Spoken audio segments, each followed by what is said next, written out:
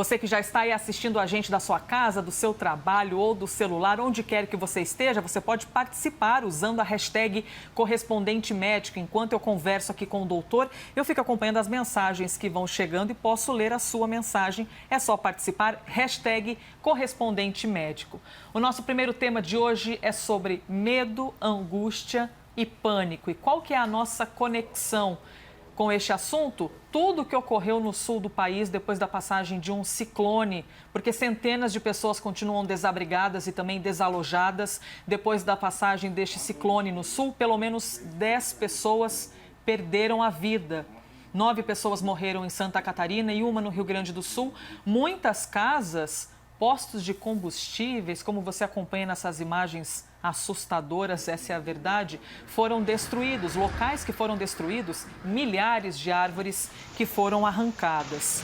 Uma das imagens que mais nos impressionou e que viralizou foi a de 3 operários, vejam aí, 3 operários que estão em um andaime na cidade de Balneário Camboriú, que fica no litoral de Santa Catarina, uma cidade turística e muito bonita e que foi surpreendida também pela passagem dessa tempestade com rajadas de vento. O que você está vendo aí é a estrutura, é o andaime balançando por causa das rajadas de vento.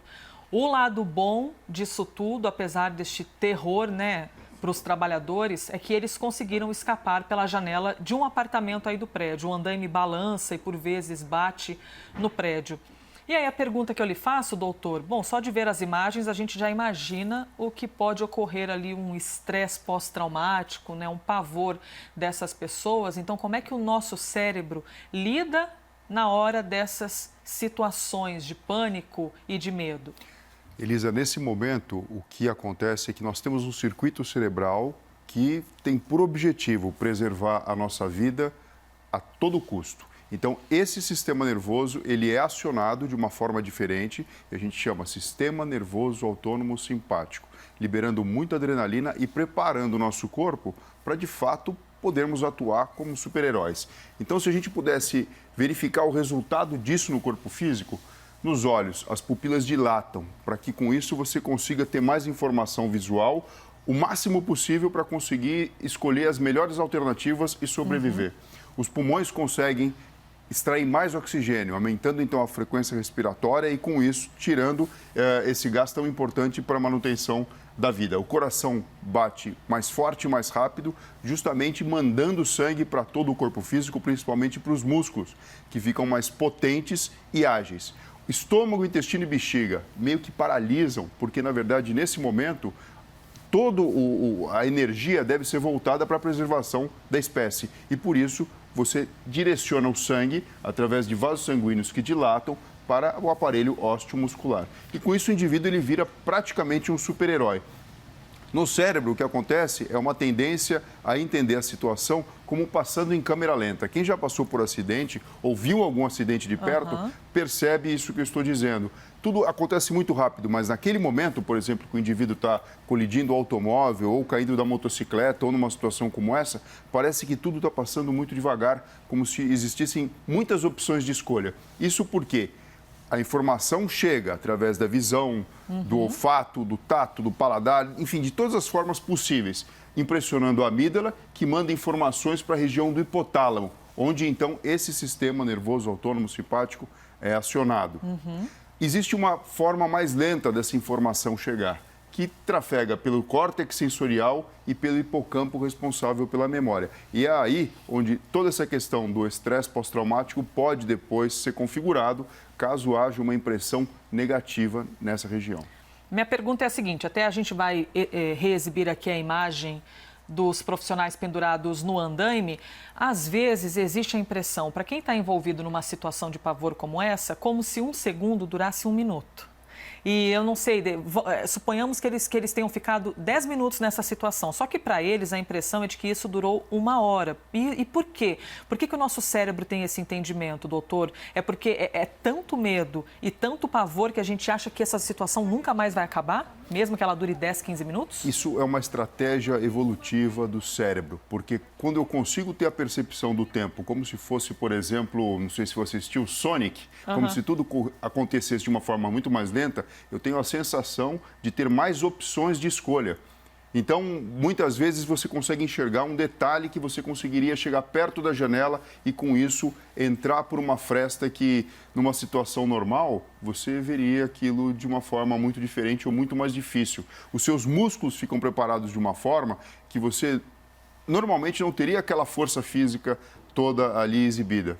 Agora, eu tenho uma questão aqui. Geralmente, algumas pessoas fazem isso, e eu até acho que é por falta de reflexão, olham uma situação como essa e pensam, nossa, mas estava tão óbvio, era só ter entrado pela janela.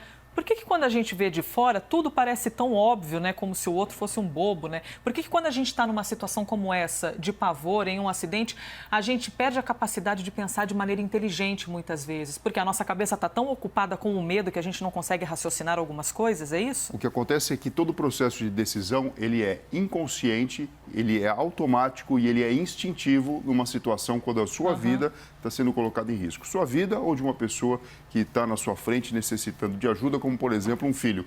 Muitas vezes a pessoa, ela se lança ao mar, ela pula mesmo não sabendo como resolver aquela situação, mas o instinto de preservação da vida e da própria espécie é mais forte do que o senso comum.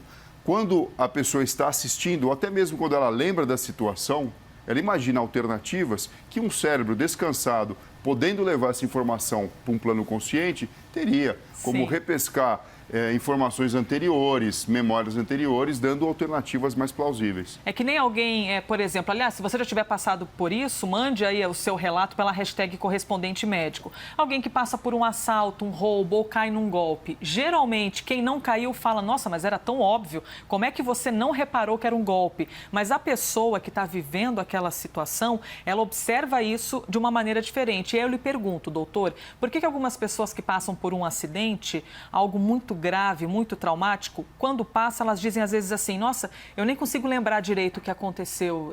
Eu tenho flashes de memórias, eu tenho umas memórias, mas na verdade eu não lembro de tudo. Por quê? O cérebro apaga algumas lembranças? Então, existe também um outro truque que fez parte da nossa evolução.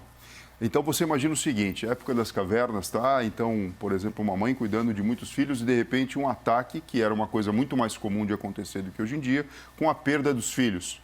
Aquela dor era tão grande que existe um próprio mecanismo no cérebro que faz com que você sofra uma espécie de amnésia.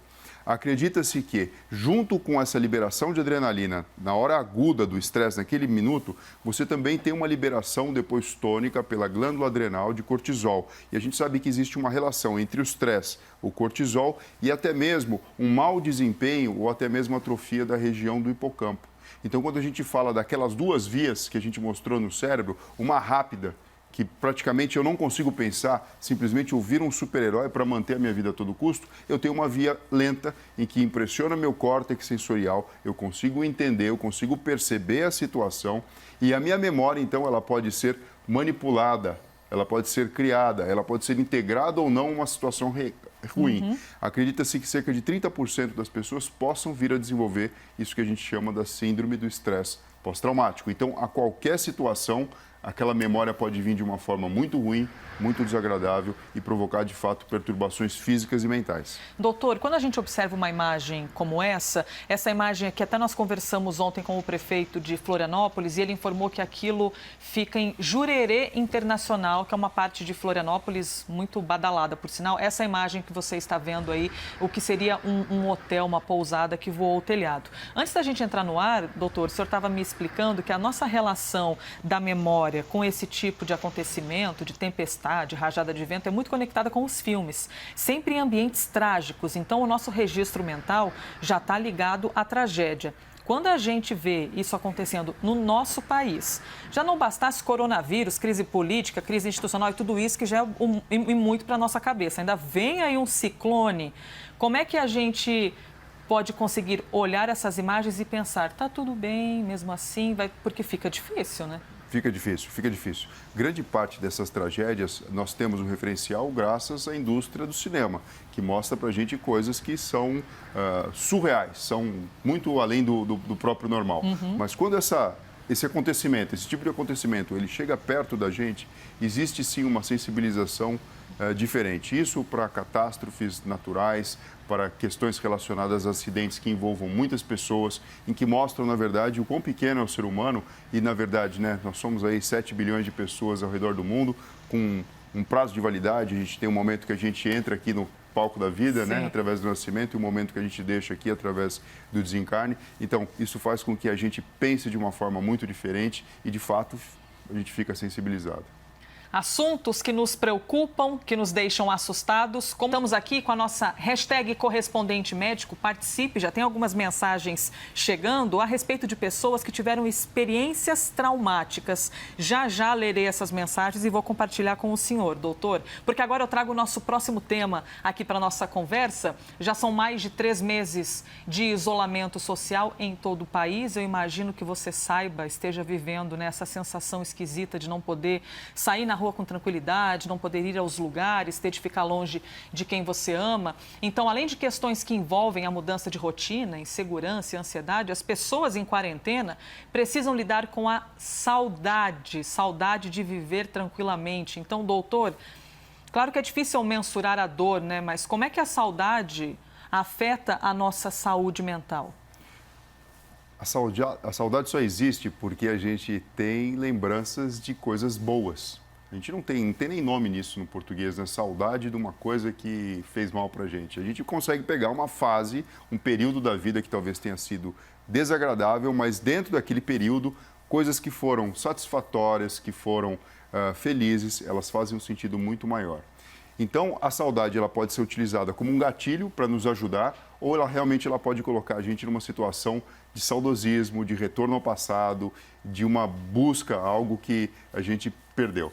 As memórias elas ficam principalmente arquivadas na região do lobo temporal. Nós temos lobo temporal direito e esquerdo, a partir da sua codificação e depois então de espraiamento do hipocampo, que é uma região cerebral profunda, onde as memórias são inicialmente codificadas e organizadas. Conforme o tempo passa, os neurônios acabam se organizando em circuitos e as memórias ficam nessa região. Quando a gente tem algo que nos fez muito bem e a gente tem aquele sentimento de querer voltar para aquilo, a gente então tem a saudade fazendo parte do nosso dia a dia. E essa estrutura cerebral, essa região do cérebro que a gente tem as nossas memórias arquivadas. As boas e as ruins, mas aqui no caso são as saudades que a gente está falando. Muito interessante poder compreender essas questões do nosso cérebro, observando o cérebro e falando a respeito dele, entendendo como é que funciona de fato isso na nossa cabeça. Agora eu tenho uma pergunta, doutor, que é... Eu acho que todo mundo já, vou generalizar, porque eu acho que todo mundo já disse alguma vez na vida isso, assim, estou morrendo de saudade de alguma coisa. Mas trazendo aqui para o papo sério, é possível alguém morrer de fato da saudade? O que isso pode nos causar emocionalmente a ponto de nos deixar assim tão para baixo, com a imunidade tão baixa? Existe um nome chamado banzo, não sei se você já ouviu falar desse nome. Não. Banzo. Banzo era a saudade incrível que os escravos, quando eram trazidos da África em navios negreiros, referiam e muitas vezes entravam em depressão e chegavam a adoecer. Tamanha era a sensação de perda, de desespero e de desesperança. Então a gente tem relatos presentes na literatura, inclusive, enfim, que fizeram parte da nossa história de uma forma que muito nos machuca, a gente reconhece isso hoje em dia. E sim, a saudade nesse aspecto, com a total falta de esperança, pode provocar aquela sensação tão ruim que acaba conversando com estruturas do cérebro, que tem relação com o sistema imunológico, o indivíduo ele pode entrar numa situação de não saúde, até mesmo de um trauma psíquico muito grande. Sim, a gente tem mais informações a respeito disso. As pessoas ali ficam isoladas em casa, no trabalho, onde quer que seja, e a distância não é limite para demonstrar amor na pandemia, e alguns profissionais de saúde que tratam pacientes com a Covid-19 encontraram um jeitinho, assim, digamos, para matar a saudade, mesmo que à distância. Vamos assistir então essa reportagem com a narração de Sandro Zepp. A gente fica com um sentimento assim de saudade, de não ter o colo da mãe, não poder tocar no pai, não poder fazer a barba do pai ou ajeitar uma coisa na mãe, na tia, mas isso é para o bem deles. Ela comprou até um megafone para se comunicar melhor com os pais. Nós acompanhamos Vanessa na visita aos pais, onde também mora a tia, de 70 anos. Oi, mãe! Eu queria saber como são esses momentos de distanciamento e isolamento. Eu sinto falta do abraço e do beijo. Estes são momentos de cuidados e carinho. A pandemia vai passar. Mais à frente, vamos perceber que nada será como antes. A gente chegou a gargalhar aqui, que coisa linda. Cada um encontra a sua alternativa para matar a saudade. No caso da entrevistada, um megafone na porta. Oi, mãe! Para conseguir falar. E aí eu lhe pergunto, doutor, nós vimos idosos e vimos também uma pessoa jovem. Nesse caso, é possível mensurar, assim, determinada faixa etária sofre mais com a saudade ou menos? Quando a gente imagina que no horizonte da vida, quem viveu mais tem um arquivo maior de memórias, é de se esperar que quem é mais velho tem aí um arquivo e uma possibilidade de sentir ainda mais saudade do que quem é mais novo. Agora, como o equivalente emocional é algo que não dá para você medir, então você imagina um encontro agradável com um avô, com uma avó, às vezes não tem, enfim, experiência que venha a competir com essa sensação tão boa. Então é difícil dizer em relação a isso. O fato é que a gente sabe que a questão do isolamento pode sim provocar alterações na saúde mental, toda essa questão da pandemia, o que preocupa a gente demais, que trabalha com a questão da saúde mental, justamente para evitar que pessoas que têm uma tendência a entrar em depressão mergulhem nisso, não façam diagnóstico e possam, na verdade, ter um desfecho não favorável. Perfeito. Participe aqui conosco pela hashtag Correspondente Médico, trazendo as suas impressões a respeito do seu momento. Como é que você está lidando com a saudade neste momento? Você tem sofrido, observa aí que o sofrimento é maior, às vezes, que o do seu amigo? Tem alguma dúvida? Eu gostaria de perguntar para o doutor. Aproveite que eu fui correspondente médico. Lerei agora um comentário que chegou para a gente da Bruna Araújo Freitas. Não disse de onde é, mas comentou o seguinte a respeito do nosso primeiro assunto, doutor, sobre como agir em momentos de pânico. Ela disse o seguinte, pela hashtag, sofreu queimaduras de um princípio de incêndio com óleo de cozinha. E ela não conseguiu aplicar os conhecimentos básicos como brigadista. Então, o que ela pergunta? Depois, eu pensando, eu faria tudo diferente. Então, tem alguma explicação? Como é que eu trabalho isto? E eu até emendo aqui uma questão com o senhor. Algumas pessoas, no momento de pânico, descobrem que tem uma força, né, uma garra nunca vista antes. Em contrapartida, outras pessoas parece que ficam paralisadas. Por que as pessoas reagem de maneira diferente nessas horas? Existe uma resposta monótona a essa situação em que você precisa salvar sua própria vida ou sair de uma emboscada muito terrível. Ou você fica preparado, utilizando tudo aquilo que a gente mostrou do sistema nervoso autônomo simpático para lutar, ou seja, para enfrentar o problema de frente de uma forma ativa, ou você fica com medo e a tendência, então, é encontrar estratégias para fugir da situação, ou uma terceira ainda, o indivíduo fica paralisado. Lembrando que nós temos, na verdade, um caminho muito longo do desenvolvimento do nosso cérebro, em que existe, sim, um racional para que quando, por exemplo, você é atacado por um animal, se você se finge de morto, já ouviu falar esse termo, Elisa? Claro. Fingir de morto, você poderia, na verdade, fugir de um ataque. Então, isso muitas vezes é incontrolável, isso é inconsciente e isso explica porque, às vezes, a gente tem essa sensação do famoso deu bobeira. Eu saberia fazer aquilo, mas na hora eu fiquei paralisado e não fiz nada. Assim como tem pessoas que muitas vezes são calmas, tranquilas e se tornam verdadeiros valentões. De repente estão no meio de um assalto e tem uma conduta que você fala, gente, eu não faria isso de uma forma normal. É o sistema nervoso autônomo simpático entrando em ação de uma forma inconsciente na tentativa de manter a sua vida a todo custo. Isso se parece muito quando um pai e uma mãe observam o filho passando por um momento de sufoco, de perigo, se transformam em super-heróis de verdade, né? Em outra pessoa, porque tudo pelo bem do filho. Então é mais ou menos isso. Exatamente, Elisa. Próximo tema, então, aqui na nossa conversa com o doutor Fernando Gomes. Mande sua mensagem, hashtag correspondente médico. Agora a gente fala de esporte. Por quê? Nesta semana, os treinos com bola nos clubes de futebol de São Paulo voltam. Os times seguem ali alguns protocolos de segurança, né? Protocolos mais rígidos de higienização, que são recomendados pela Organização Mundial de Saúde. Já estamos vendo algumas imagens, apesar de sempre vir a reflexão em cima, né? Como é possível jogar futebol sem ter contato físico, né? Essa discussão ali deixa para depois. Vamos falar agora a respeito desse retorno. E olha só, por causa da ausência das partidas oficiais, alguns jogadores estão sentindo muita saudade dos gramados, de bater bola, evidentemente, ainda que não de forma profissional. Então, aquele hábito inserido no dia a dia. Por isso eu lhe pergunto, doutor, esse período de isolamento, né, de distanciamento, pode provocar sentimentos, por exemplo, como ansiedade ou como depressão nos jogadores, mesmo que nós os vejamos como seres fortes, né, atletas? Esse lado emocional pode pegar nessas horas? Pode pegar nessas horas e principalmente porque toda atividade física, ela faz com que o corpo físico estimule o cérebro de uma forma diferente. Então, geralmente, a atividade física ela é composta de 3 habilidades ou capacidades que nós estimulamos, quer seja o futebol, quer seja um treino em academia ou qualquer outra modalidade. Nós desempenhamos a força, e isso pode ser treinado, por exemplo, através da musculação.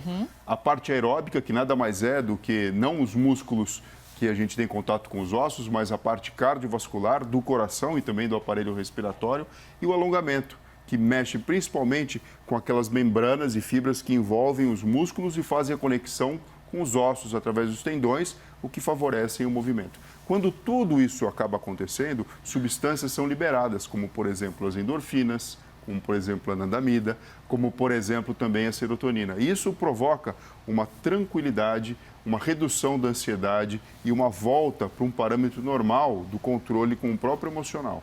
Esse bloqueio de atividades em que do nada as pessoas tiveram de parar de fazer essas coisas, eu pego esse gancho do atleta e adapto isso para o nosso dia a dia. Tem gente que é tão agitada, que faz tantas coisas, tantas atividades, que quando para tudo, a pessoa fica com angústia, fica ansiosa, se sente inquieta. Por que ocorre isso? Assim, na hora de que pode descansar, a pessoa está angustiada porque não está fazendo nada. Justamente porque quando você faz a atividade física ou você tem algo que esteja fazendo parte do seu dia a dia, o seu corpo e o seu cérebro já esperam aquelas substâncias que naturalmente já fazem parte da sua rotina.